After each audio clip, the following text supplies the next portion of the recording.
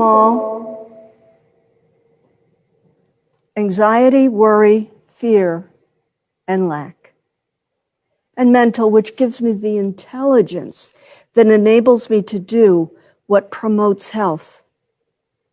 And physical, which supports those habits which guide me into making the right use of my faculties, powers, life energy, substance, and success. And so I know that God is present within me as life and substance. God DNA exists within me, and within every cell of my body is life and substance. And God is love. I make divine loving into love itself in my life.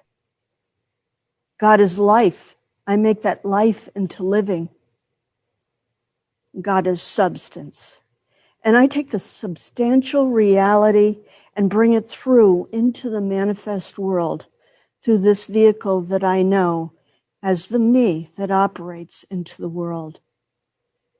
God is wisdom, and I claim oneness with divine wisdom as it expresses through me as wise thoughts, as decisions, as actions. And God is always present. I know that I can never be alone. Not today, not on a good day, not on a difficult day, not during challenging times. And this basic but most important message breaks through any perception of isolation that I may have and disperses it. I am reminded that I have access to God's divine qualities, and they increase in my expression as I use them, because using them helps them expand in my ability to know that they're there and to put them into action in my life.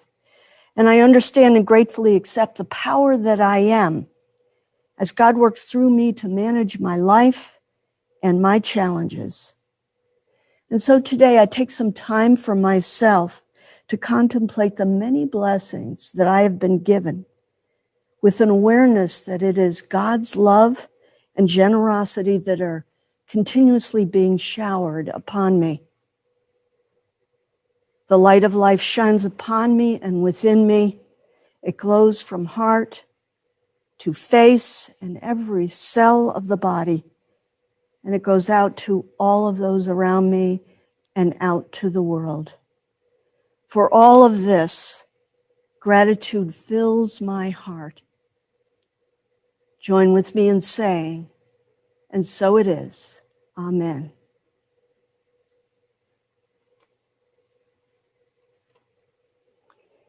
Thank you again for being with us today. In thinking this week and pondering what it is that I know, I remember that one of our principles is that God is good. And sometimes in a busy life, that isn't in the forefront of the awareness. The concept, the principle that God is good crowds out any other perception, any ancient, archaic, and false perception that God is judging me or judging what I do or condemning me or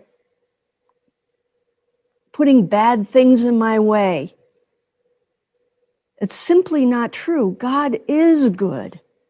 And simply knowing that every day makes it easier to manage. As I like to say, and was offered in my ministerial training, the universe has your back. The universe is always backing me every minute of the day. And when I know that, I stand taller. And when I know that, I walk with confidence. And when I remember that, I also communicate with God, who is in the circle of my friends and at the closest place. So I encourage you to think about the principles because while they're straightforward, they appear very simple, they're extraordinarily profound. And they clear the way for a higher level of thinking and operating in life. So welcome to you all who are joining us on Zoom, and thank you to those who are joining us by YouTube. Please also connect and like the Unity of Charlotte. It helps you find us and other people find us as well. And we do know that things are moving forward in our space in North America and around the world related to COVID issues. And we'll soon be talking about the possibilities, the many possibilities that lie ahead for us.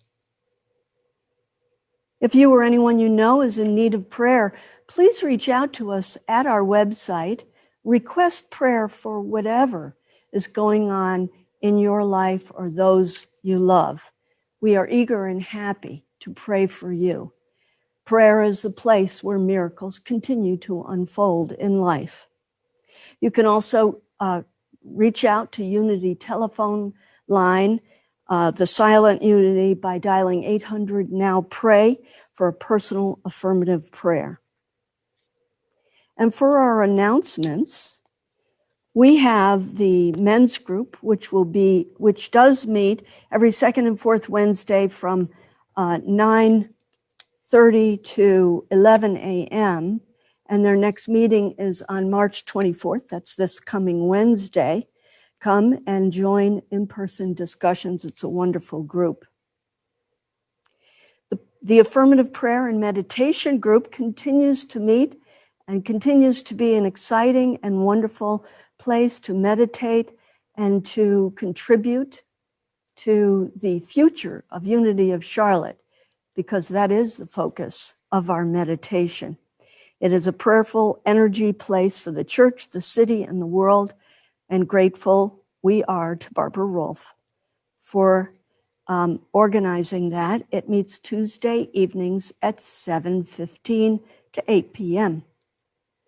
Dialogue as Service meets at a new time on Wednesdays from 1 p.m. to 2:30 p.m. via Zoom. And Dialogue as Service is a wonderful class. We'll be starting a new book soon, and we will let you know the book and the dates for that. And anyone is free to join us at any time. Today is the book club, and the book club is a lively discussion for the Unity of Charlotte Book Club, hosted by Reverend Jim and Reverend Kay. It's every third Sunday at 11 a.m., so stay tuned. Today at 11 a.m., the book club will meet. The Course in Miracles is a weekly discussion on Thursday mornings at 9:30 via Zoom. Please connect and join this group or any of the groups that you are interested in. We will be glad to have you. Our mission-centric visioning group is busy at work and expresses their gratitude to you for joining us on our first meeting in a town hall format, which occurred on March 7th. This group and this town hall is focused on engaging our entire community in an active discussion, leading and supporting the vision of a mission-centric church, something that has a fascinating history here at Unity of Charlotte and goes back a number of years. And those of you that have been part of it are filled with wonderful stories of the evolution of the church and your own evolution as we engage in this journey. And I'm pleased to announce that the second town hall meeting will occur on April 11th, immediately following Sunday services. And the theme of the April town hall meeting is "Come Sit at the Welcome Table." The Leadership Circle has asked Horace Bush to facilitate this discussion that reaffirms our mission-centric commitment and embraces all newcomers at this welcome table, as well as people who have been engaged for a long time. The table is welcome to all, and it's a wonderful place to engage in this discussion and have your words heard. Our first meeting was called Your Voice is Needed. Your voice is still needed. Welcome. Welcome to the table. Those are our announcements today. I am delighted that today we have with us Reverend Robin Volker. And Reverend Robin has a wonderful experience with unity principles as they turned her life around in the early 1990s. It's always a pleasure to listen to a deep and wise soul like Reverend Robin as she shares her messages and as she speaks so beautifully to ways to apply this in our own lives, to make our journey brighter, easier, and more wonderful. She offers her services now as a guest speaker, and many of you know her and know her well since she has been with us since last year. So Reverend Robin will join us now. Welcome, Reverend Robin, and please start us off and continue to be a part of our community. Thank you very much. Good morning. We were going to try a new technique today, but I don't think it's going to work. So we will go back and try the new way. So let me hear from you guys. Can you see me and hear me okay? And is the feed in good shape? All right. Thank you. Thank you very much. All righty. So it's so wonderful to be with you again today. I'm coming to you from my home studio, and because we have had problems with the feed in the past, I had sent a video hoping that that would be an easier process for you guys, but here you get me coming to you just live, and I hope we don't have any problems today. So let's just recenter after Reverend Pat's beautiful entry and prayer and introduction. And let's send our blessings to technology. Recenter ourselves into this moment so that we can become open and receptive and ready to receive the inspiration of Spirit moving in and through each of us as we collapse time and collapse space, and we truly get to practice what we teach, and that is that we are one regardless of our physical proximity to each other. My message today is lighten up. And I do have my chat open today, so if there are problems, just send me a chat message and I'll try to work on those. I'd like to start with a little story. And this is a story about a little boy who grew up in the country. You know, I live in the country and I grew up in the country. So just use your imagination as you hear this story and don't get too analytical or judgmental toward the parents. But this little boy grew up in the country, and when he went to bed one night, he realized that he had left his teddy bear outside in the swing. And he tossed and he turned and he could not go to sleep. So he went and woke his daddy up and he said, Daddy, I left Teddy out in the swing and I can't go to sleep. And his dad is still half asleep. And he says, well, go and get him. In the country where things are mostly safer than in a city environment, parents teach their children to be independent at an early age. So the little boy went and opened the front door and looked out into the darkness to see if he could see Teddy. His daddy said it was okay, so he was going to go and try to do it. But there was no moon that night. There were no stars. It was pitch black dark, and the little boy was frightened. So he went back and he woke his mom. And he said, Mommy, I can't get Teddy, and Daddy told me to go get him, and it's too dark and I can't see. So the mom reaches over on her nightstand and hands the little boy a flashlight and turns it on and says, Follow the light and go get Teddy. So the little boy goes back to the front door, shines the light out, and he's shining it out looking for Teddy. But the light is not strong enough to go to the swing. So he is still frightened and exasperated. He goes back in his parents' room, stands at the foot of the bed, puts his hands on his hips, and wakes both his mom and dad up and says, I need my Teddy. So mom says, when you turned on the flashlight, could you see a little bit? And the little boy said, yes, but I can't see Teddy. And she said, shine the light on the next step. Take that step and then shine the light on the next step. And in just a few steps, you will be at the swing and you can grab Teddy. So the little boy did as he was told. And sure enough, when he shined the flashlight on the porch, he could see all the way across the porch. Then he walked into that light. He shined the light on the steps going down into the yard, and he could see how to get down the steps. And then he shined the light into the yard, and the swing was right there. He grabbed his Teddy, ran back in the house, and went to bed.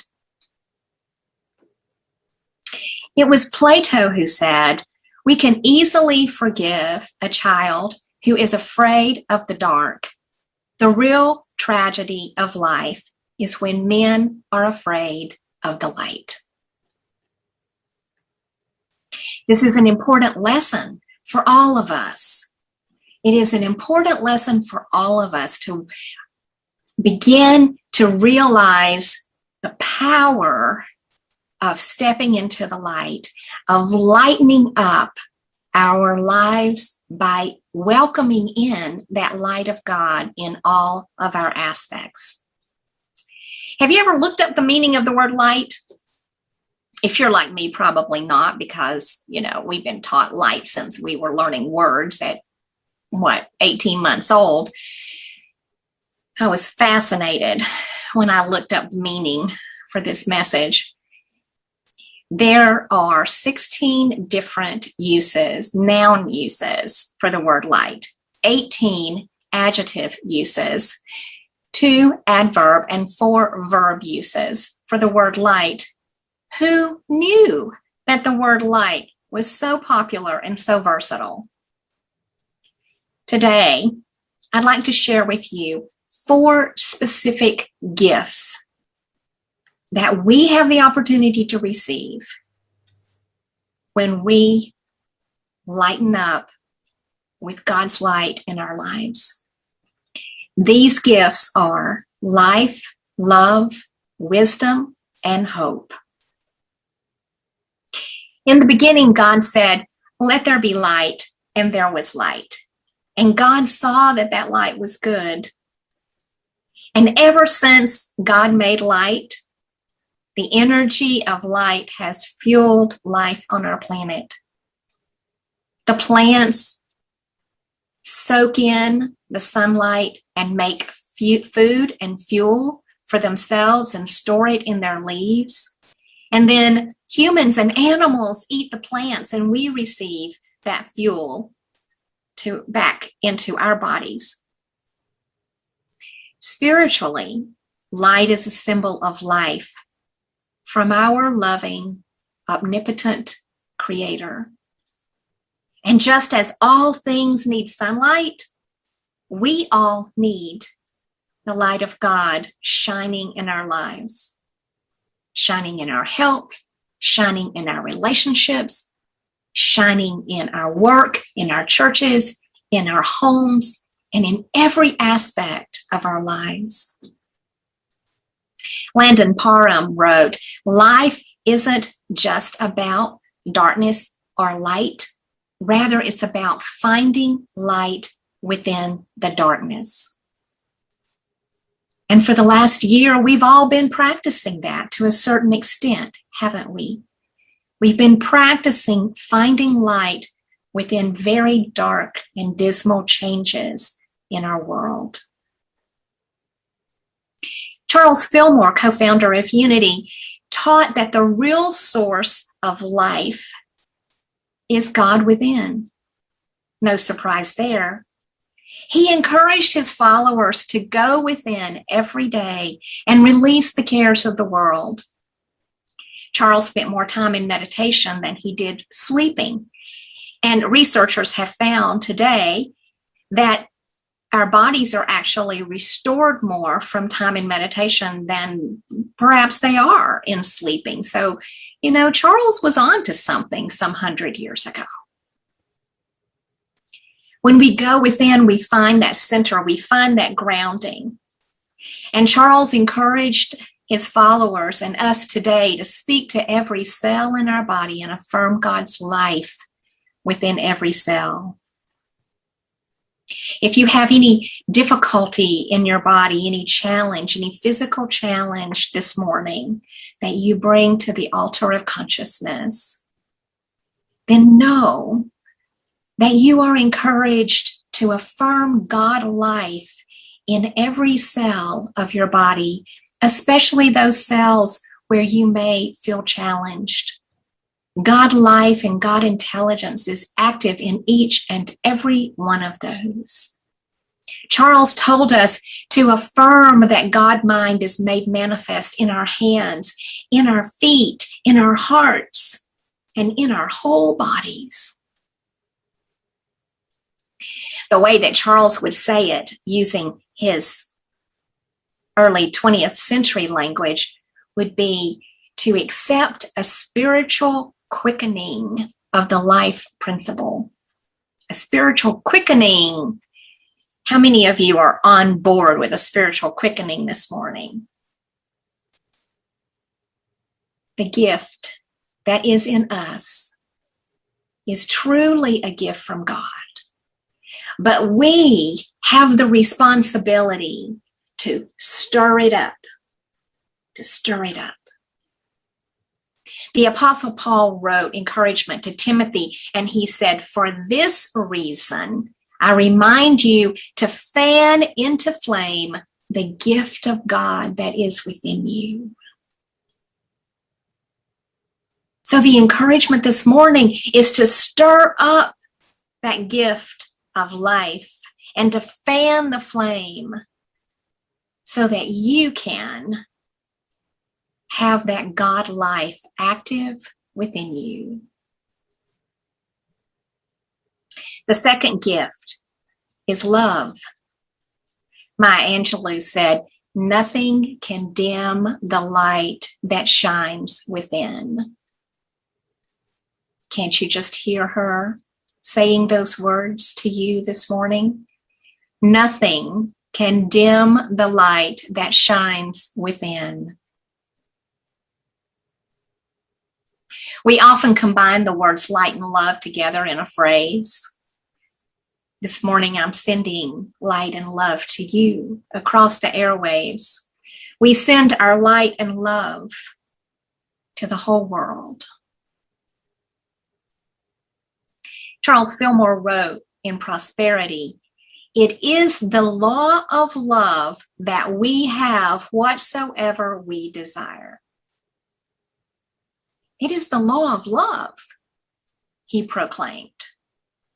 When we call in the divine power of love, that divine love has dominion over the external circumstances of our lives. I want you to think about that for a moment. The power of love active in your life is more powerful than the external circumstances that show up to bind you, to hinder you, to discourage you. Love spiritualizes our human experience. Now, what does that mean? Love spiritualizes. It means it gives more meaning to our lives than just what we can physically interpret with our five senses. It makes our entire physical experience a spiritual one. And when we call on this power of love, this law of love into our lives, then things begin to happen out in the external parts of our lives that we can't imagine. We can't plan them. We just have to be open to them. So here's an example of how that can happen. In 1935, Mayor LaGuardia of New York City showed up in night court in the poorest ward of the city. He dismissed the judge that was there for the evening, and he himself took the bench. Wouldn't you have liked to have been in the courtroom that night? One case involved an elderly woman who was caught stealing bread to feed her grandchildren. The woman was guilty. She confessed. She said, yes, she had done that. And LaGuardia was touched by the light of love in his heart. And he said to the woman, I have to sentence you because you've broken the law. I have to punish you for not obeying our city's laws. You cannot steal. So it will be $10 or 10 nights in jail. And as he said that, he reached under his robe and pulled out his wallet and gave $10 to the bailiff. And then he said, and to everyone who is sitting in this courtroom, I fine you 50 cents for living in a city where a grandmother has to steal in order to feed her grandchildren. The bailiff took a box and passed it through the courtroom, and the woman left that night with her fine paid and $47.50 to take home to feed her children and grandchildren. In case you're interested, that $10 fine in today's money in 2021 would be worth about $190, and that $47.50 would be worth about $900. When we receive the gift of love through accepting God's light into our lives and into our hearts, we become obliged, we become obligated to share that love with others. And if we do accept the power of love into our lives and we don't share it with other people, then we are denying that very power that we've received even exists or is of any benefit. For it is only of its most value when we share it with others. Fillmore wrote, love does not offend or take offense. Love does not offend or take offense. Actually, we could stop right there and meditate on that for the rest of the morning and probably have deep insights. One of the best gifts that you can give yourself is to discover this light of love within yourself. And when you find that light within yourself, then you get to the core of who you really are, and you discover that your ultimate purpose is to be love in action. We have affirmed light as life to awaken life within our bodies. We have affirmed light as love to have a powerful purpose in this life. And now let's affirm light as wisdom. We cannot become wise through the power of our intellect. The intellect lacks wisdom. And that is why we see smart people do stupid things. The intellect does not hold our wisdom. It's not our wisdom center. The wisdom center is our heart space. Our heart's intelligence is the seat of wisdom. The light of wisdom will guide us through troubled times and challenges. We often go and seek out a wise person's counsel when our lives become confusing or we're met with a challenge. The ancient Hebrews thought that light and the illumination of the world were synonymous, and you can see that throughout their scriptures. And Jesus told us that he was the light of the world, and then he told us that we are the light of the world. It is written in Ephesians, now you are light in the Lord, walk as children of light. An old woman had a tattered bag, which she always kept close to her. And she carried that bag everywhere she went. And it was very big and deep. And there were things in the bottom of that bag that she had long forgotten.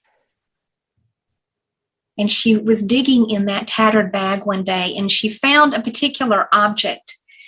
And she brought it out and she looked at it, and it had been in the bottom of her bag for a very long time. And it was grimy and dirty and dusty.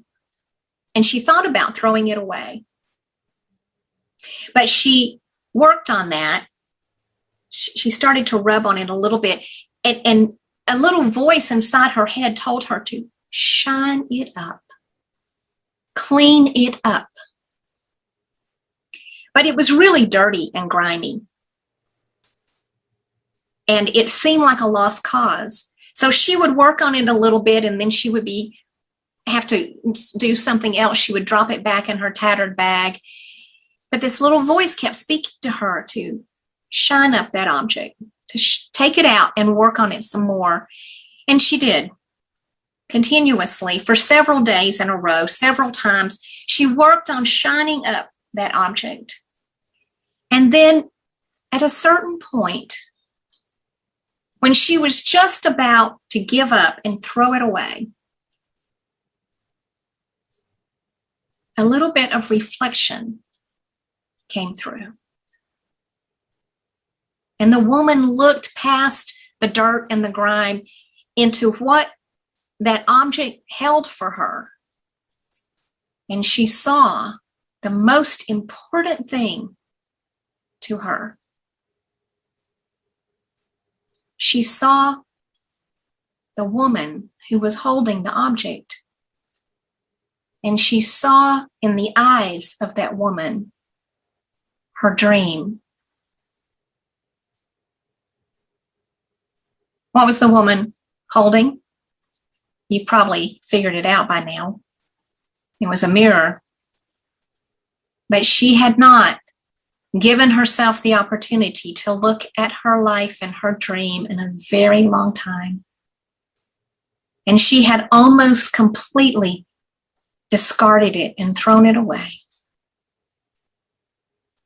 Edith Wharton wrote, there are two ways of spreading light: to be the candle or the mirror that reflects it. What does your mirror say to you today? Does your mirror need cleaning? Can you see that you are a point of light? You can take your life further than you ever dreamed possible when you allow the light of wisdom to shine in your life. You don't have to know all the steps. You don't have to know all of the answers. You don't have to know how you're going to do whatever it is that you want to do. Maybe you want to write a book or start a blog or volunteer to be an end-of-life doula or learn how to help take care of children at a daycare or just be able to support your friends and neighbors at this particular time. Whatever it is that is calling you to serve in your church, in your spiritual community, to say yes to that inner longing within you. When you strive for the illumination of wisdom, you will know what is yours to do. The fourth gift of light is hope. Light also communicates levity and joy. You've heard the saying that angels can fly because they take themselves so lightly. A light heart is wise. It's not held down by heavy emotion or thoughts of doom and gloom and despondency. The person who is light in nature laughs easily and loves life. She or he takes life as it comes. The person who has hope does not dwell on the past and relive the past every day with a heavy heart, but bounces back with resilience and returns again and again to the present moment with an attitude of optimism and expectancy. I love those two words, optimism and expectancy.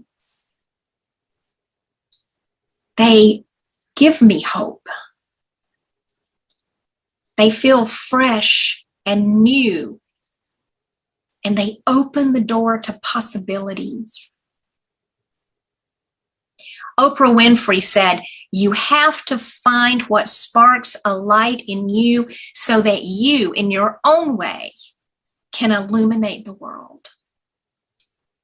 She did that, didn't she?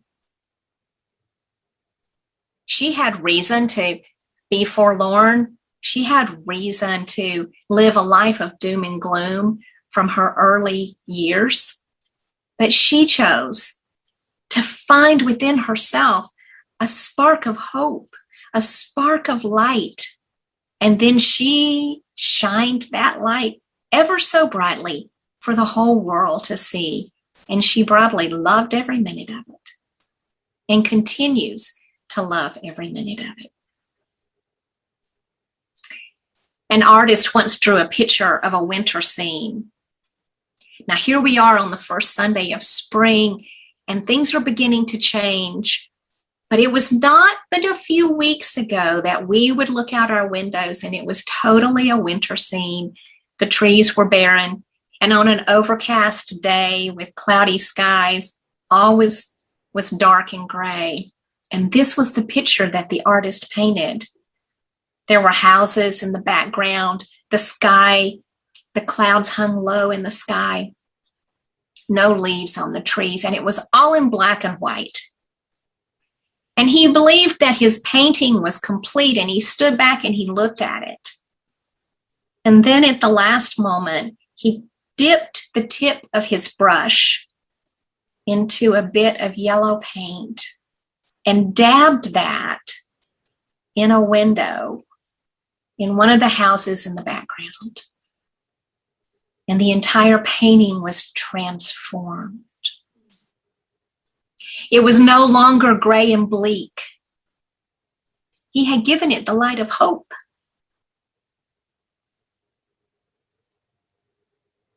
The birth of spirituality in you is like that little bit of yellow paint. It is your gift of hope. And when you awaken and allow in the gift of hope in your life, that little spark of light in you, in each of you, one by one, or two by two, or three by three, or church by church, then the spark of spirituality begins to awaken for our entire world. It all begins with a little dab of light.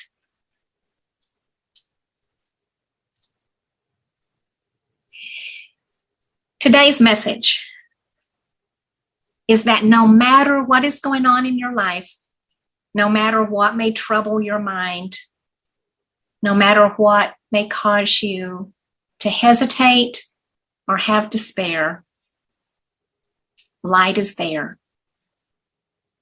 It is there for the asking. It is there ready and waiting to serve you. The light of spirit is the essence of God. And you can look beyond your present challenges and know that God is eternally there. You can have joy in your heart. you can lighten up. Your spiritual journey is about allowing that life, love, wisdom, and hope to shine from within you. Our teacher told us, let your light so shine before humans that they will see your good works and glorify your God.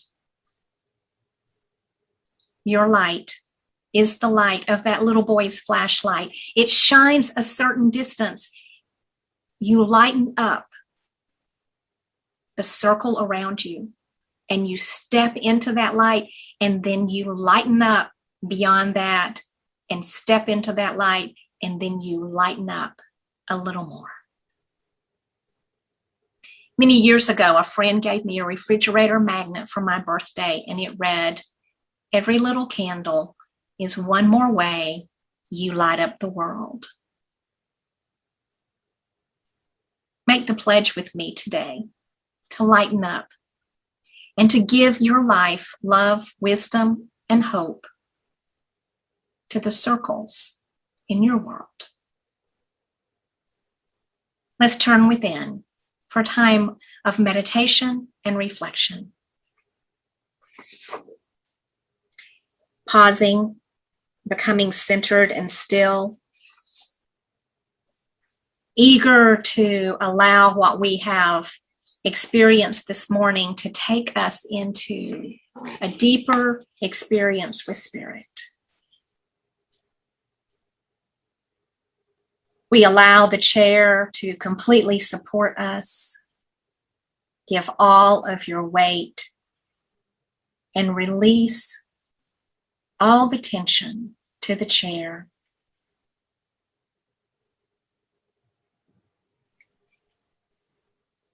We see within our minds a tiny ball of golden light.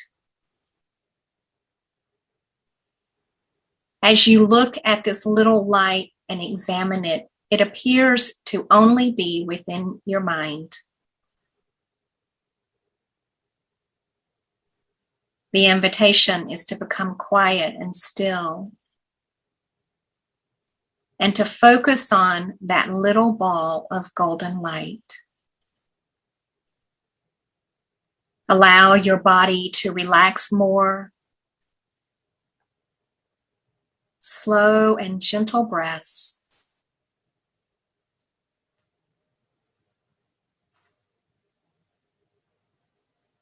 Now your awareness of this light grows brighter and larger until you realize the light is not only within you, but you are in the light.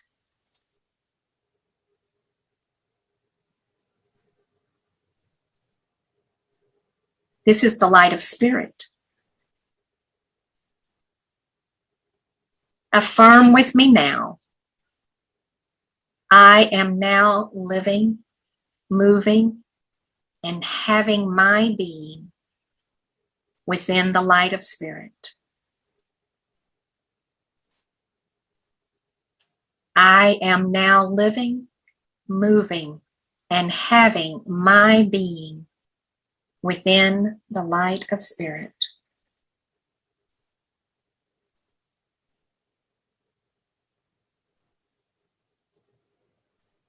I am in the light, and the light is within me.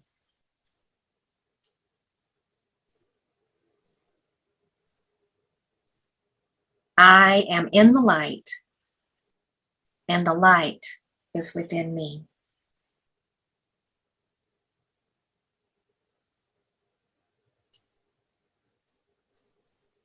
The light and I are one.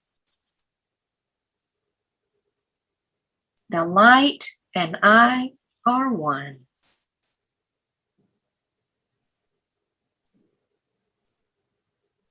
As you focus upon this light that is within you, we pause to allow this to sink deeply into our consciousness for just a few breaths in the silence.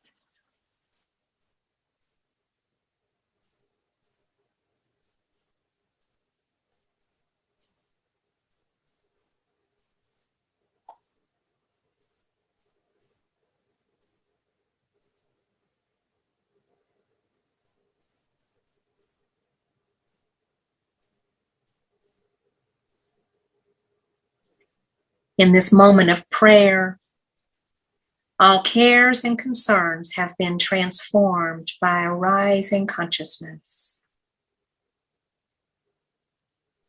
All circumstances have been illuminated by the light of God shining in our lives.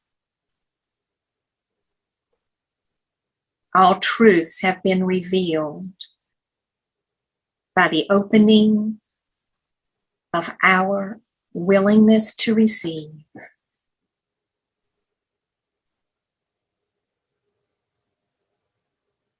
Within this light of spirit, life, love, wisdom, and hope come forth and are available to you now. Whatever you need, the remedy is here. Let us pause again for a moment of silence as you accept into your heart and mind the life, love, wisdom, and hope of spirit.